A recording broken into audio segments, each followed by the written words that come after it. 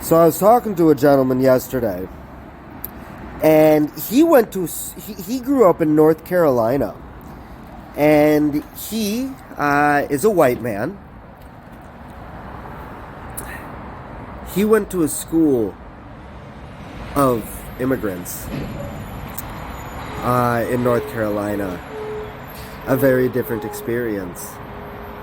And so we talked about how it isn't just the academic education that prepares a child for life in this world.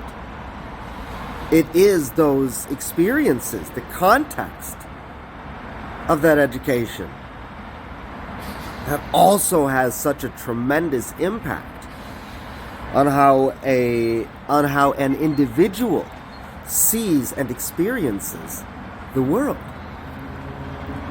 And that is where my experiences at Orono in the western suburbs of Minneapolis, again,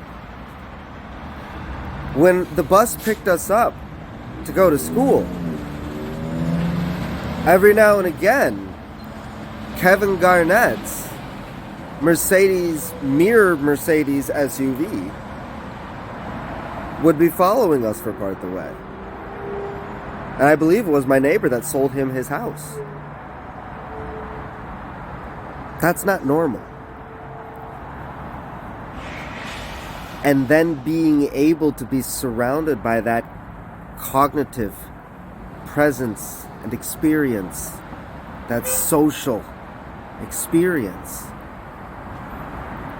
that's where I've come to the idea that it was at 6 months old that I started my education.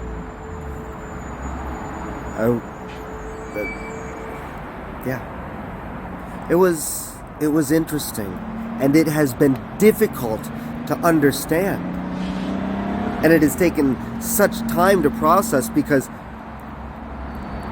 there have not been guides. There are not sufficient guides, and I'll talk about why that is specifically later, because again, it's the impulse of, I think, society in general to want to say, well, no, you could have talked to these people, or you could have talked to these people, but I grew up at such an elevated cognitive and social level that the things that I'm seeing, the things that I'm talking about, so many of these people that I was told to go talk to, they didn't have any familiarity with these views and these experiences.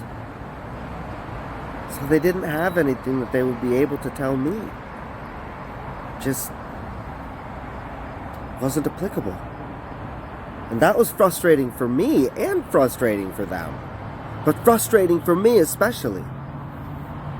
And that's why it's been so important, and now I have been able to find people who are able to help me as I learn to guide myself in this life with patience and with compassion, with sincerity, with authenticity, and with consistency. It's a blessing, and I am thankful. I don't want to be angry. Anger is not something anybody in their right heart or mind would ever want to hold on to. And so that's why the healthy heart and the healthy mind take the time and build the space to process ways, to build ways to process anger and frustration and sadness, because all of these things are a part of life. Life would not be what life is without the variety and the diversity. Not just diversity of thought, diversity of person, diversity of experience, diversity of feeling, but first we need to be able to embrace and hold space for these things within ourselves. Anyhow, we're back to this.